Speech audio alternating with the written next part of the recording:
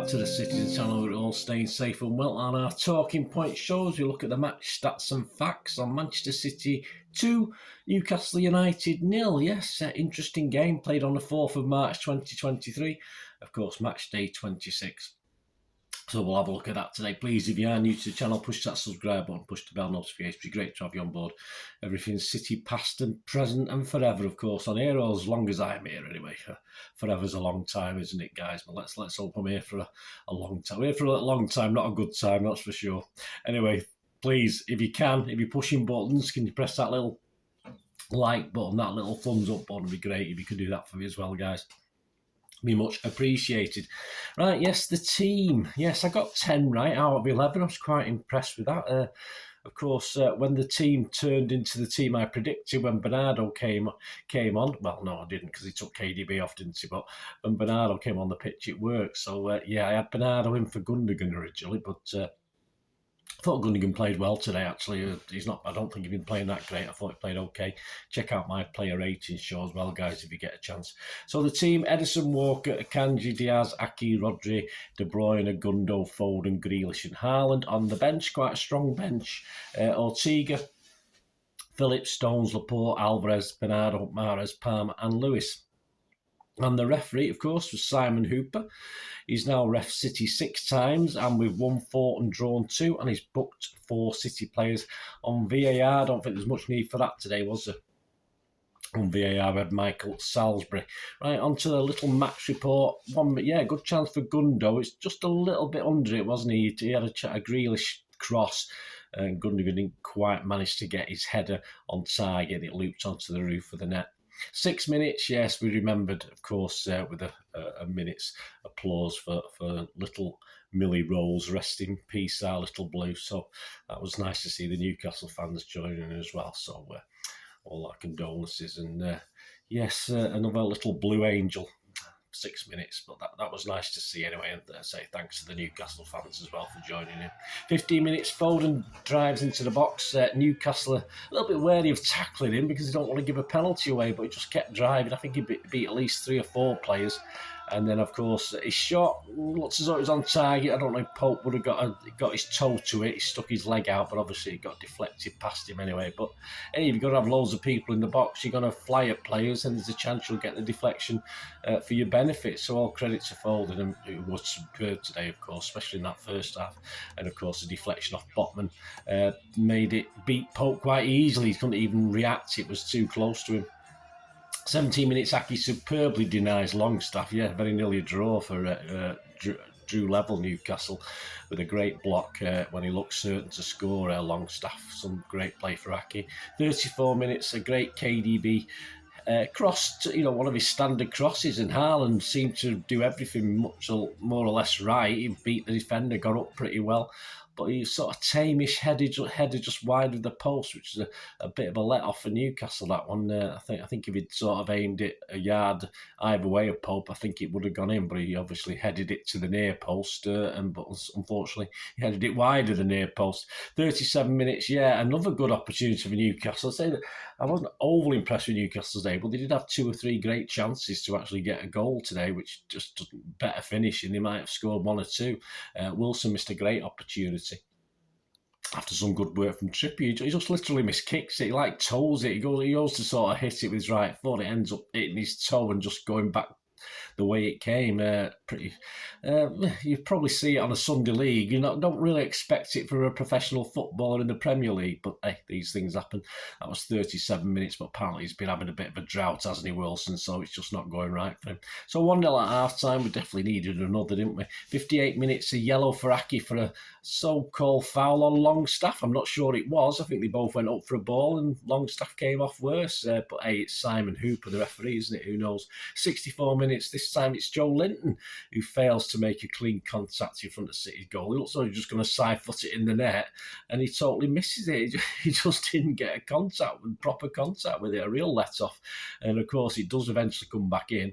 Ederson does well to block from Isaac, with the idiot Barcode fans appealing for a penalty, not in a million years. But yeah, another let-off for City. Very, very odd. 65 minutes, Bernardo for KDB. 67 minutes. Yeah, Bernardo didn't mess about, does he? Obviously playing as the KDB role, a bit more forward, which I like to see him. Of course, I think Grealish was involved. Haaland was involved. A nice little flick through to Bernardo.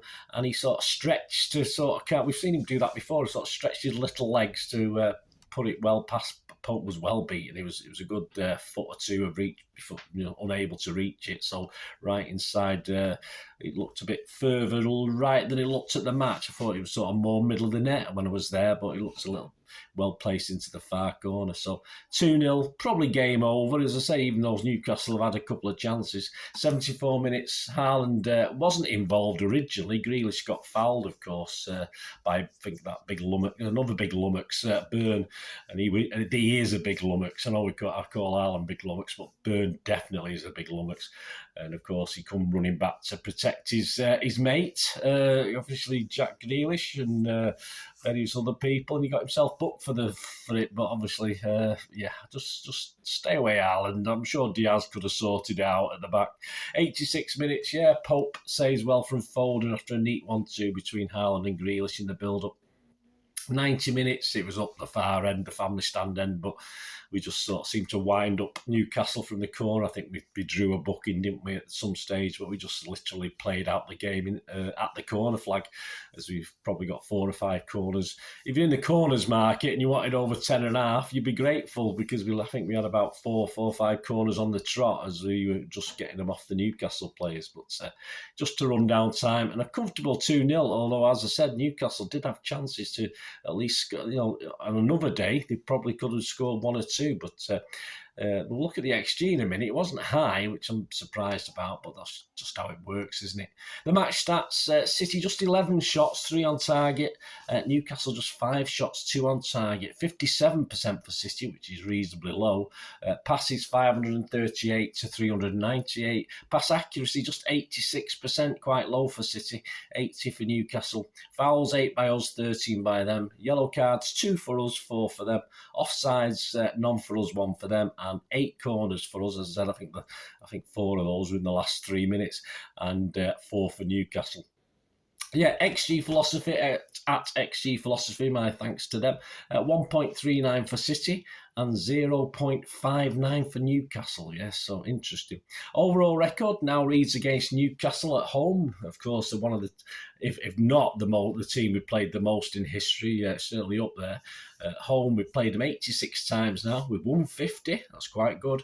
Drawn 20 and lost just 16. So that's just 16 out of 86. 174 goals scored and 82 let in.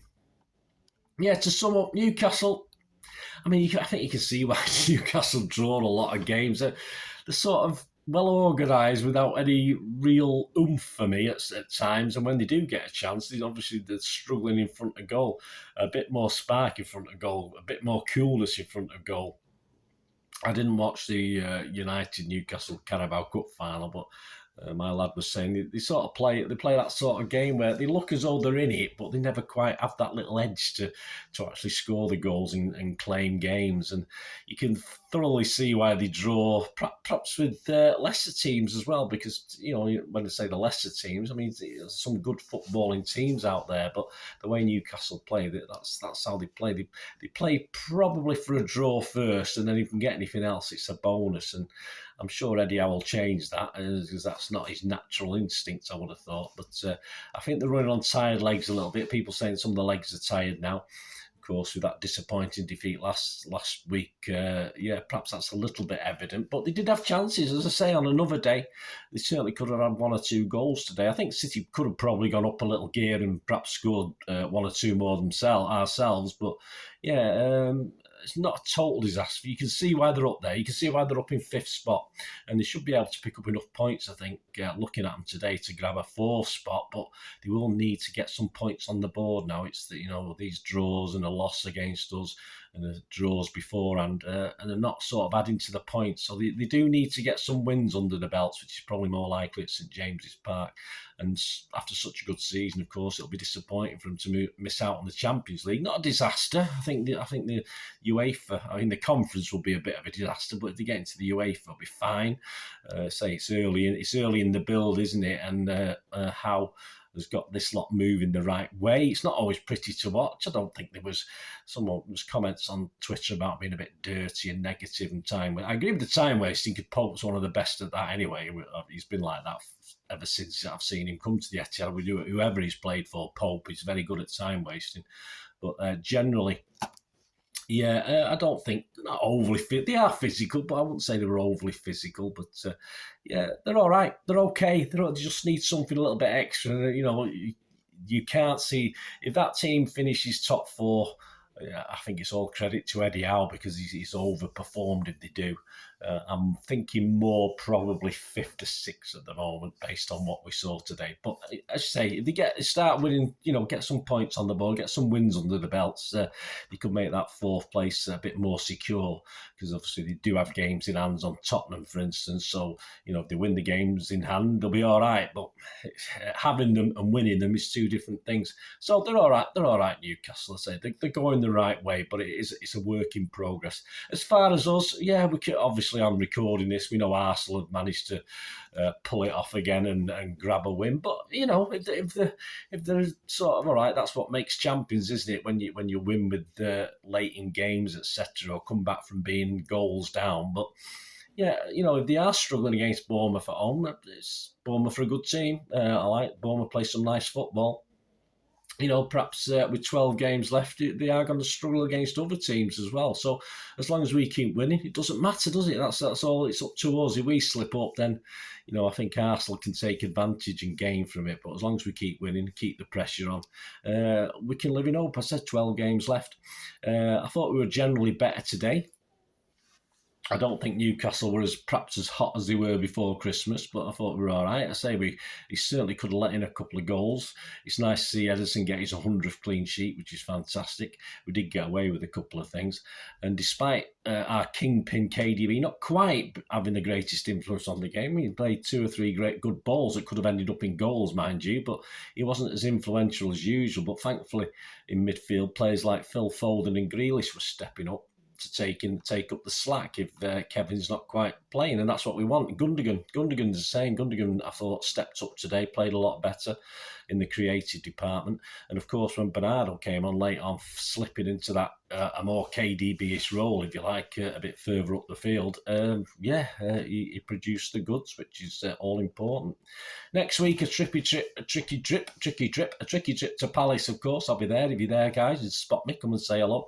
So a tricky trip to Palace next week. We'll have to do better than we did last season. It was a frustrating game, if you remember. I was there last March, a 0-0 draw. I mean, we could have gone 6 points clear at that time, but more on it this time, of course. We can't afford a draw or a defeat at Palace. So I'm hoping it looks to me, if you take into the last 3 or 4 games, that we are in some form at the best time of the season. So let's just keep those wins going. And Pep's sort of finding his best 11 again now. I think he went through a phase where he didn't quite know it, but I think he's more or less got it in his mind again now. And we're seeing things from the players like Foden that means they're coming back into form, which is fantastic. And if KDB hits a bit of form, all well and good, but as long as people like Bernardo and Gundogan are stepping up, that's all we can ask, really, isn't it? And you can even afford perhaps to leave KDB on the bench occasionally and let the other guys take on the responsibility. There you go. Let me know what you thought, guys. Let me know what you thought about the game. Let me know your thoughts. I say, please check out my Player Rated show as well with Simon Rakowski from the Manchester Evening News. And of course, there will be a preview next week of the upcoming Palace game, and there'll be a couple of history vlogs coming out this week. So keep your eyes peeled for those. And it'd be great to hear from you. Great to hear all your comments. Let me know what you think. Thanks for watching, guys. Until we meet again, that's one thing, don't I? Please stay safe, Blues. Come on, City. Bye for now.